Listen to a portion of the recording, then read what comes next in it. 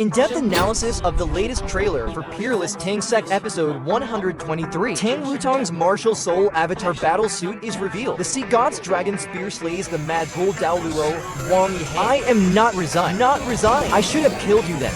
First off, the person speaking in this scene is precisely the Sun Moon Empire's mad bull Dao Luo, Wang Yi. After being besieged and attacked by Yu Hao's group of 7, this Class 9 Soul Engineer finally fell to Wutong's Golden Dragon Spear and Ji Yugen's Sword of Judgment. According to the original novel, among the 7, only Non-Kyuki has not yet reached level 7. The other 6 are all 7-ring Soul Sages. Therefore, in this only he is still using a Soul Tool to fly. The others like Su San, Ji Juken, and Zhang Nanan, the main force, have all activated their martial soul avatar, especially Tang Wutong. Not only did she reveal her martial soul avatar battle suit, but also a new Sea God's dragon spear. At first, I thought this should be Kyre's golden dragon spear, but on closer inspection, the color doesn't seem right. Furthermore, according to the novel, at this point, the golden dragon spear should be in Yu Hao's possession. Moreover, Yu Hao stubbornly believes that Tang Wutong is not his lover, Wang Dong, so naturally, he wouldn't give her the golden dragon spear. Therefore, I'm guessing this is probably just one of Tang Wutong's spirit ring abilities. However, Wutong's martial soul avatar is indeed cooler than everyone else's, especially the demigod halo appearing behind. It's on a completely different level from the others. There has never been a war trophy like this in history. The war trophy Dai Hao is referring to here naturally refers to the ultra-high altitude surveillance soul tool captured by Yu Hao. This device is among the Sun Moon Empire's Class 8 surveillance soul tools, the most technologically advanced. From an altitude of 3,000 meters, it can conduct all-around reconnaissance of the ground. Not only does it contain a sealed milk bottle for power, it can also resist extreme cold, has wireless transmission, and high-altitude levitation capability. In fact, the entire Sun Moon Empire has only developed a little over 100 of them. And yet, in this battle,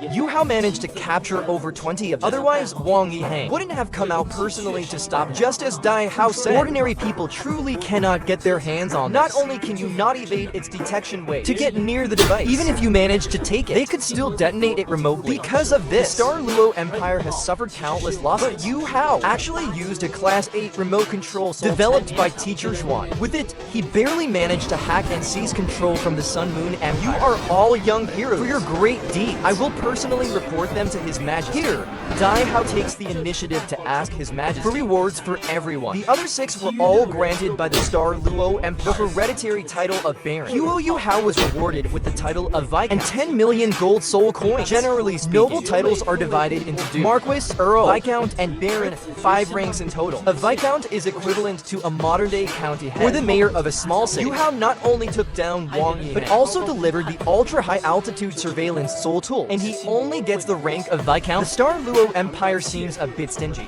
don't they? However, considering all 7 of them received the title, the reward is more or less acceptable. Another great catastrophe has begun. The catastrophe mentioned here refers to the fall of the Heaven Soul Empire. Even with the body sect defending it, the Heaven Soul Empire, capital Heaven Do City, was still conquered by Ruzi in just a dozen days. Besides that, over a third of the Heaven Soul Empire's territory has been seized by the Sun Moon Empire. 4 of the Heaven Soul Empire's 6 Soul Engineer legions have been annihilated. The body sect's master, Du Bu, was severely wounded by Zhang Li Wu. His life source was damaged, and he now has only about 10 years left to live. The young sect master, Long Ocean, has fallen. Of their 11 titled Dao Luo, 3 were killed in battle, and 4 were severely wounded. So the Heaven Soul Empire is now more than half crippled. And at this rate, the Sun Moon Empire, in another half a month, will be able to conquer the entire Heaven Soul Empire. At that time, the Sun Moon Empire can easily dispatch an elite force from the south of the Heaven Soul Empire to march straight into the Star Luo Empire's capital,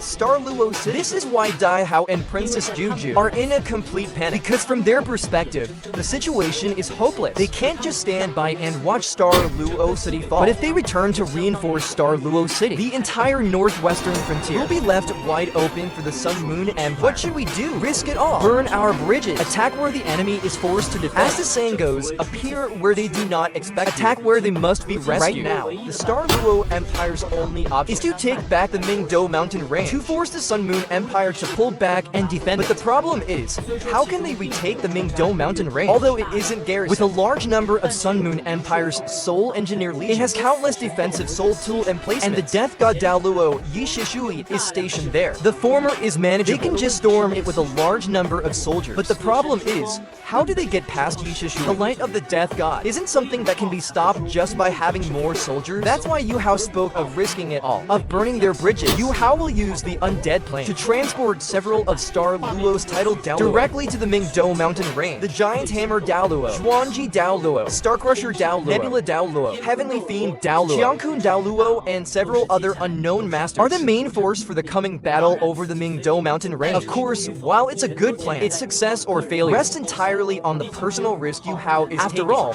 only Yu Hao can use his spiritual simulation to deceive the Sun Moon Empire's detection soul tools and get everyone inside. During the entire process, if Yu Hao is discovered, it will mean the light of the death god descending upon them. So, Yu Hao must also gamble that Diqian's inverted scale can protect him. And here, after learning of the situation, Dai Hao says these words: "No matter what, I hope you can come back alive." In the novel, Dai Hao also gave Yu Hao ancestral tiger tooth necklace for protection. He also promised that upon success, he would be ennobled as a hereditary marquis, the second highest rank of nobility. That's only one step below his father's title of duke. What are your thoughts on this?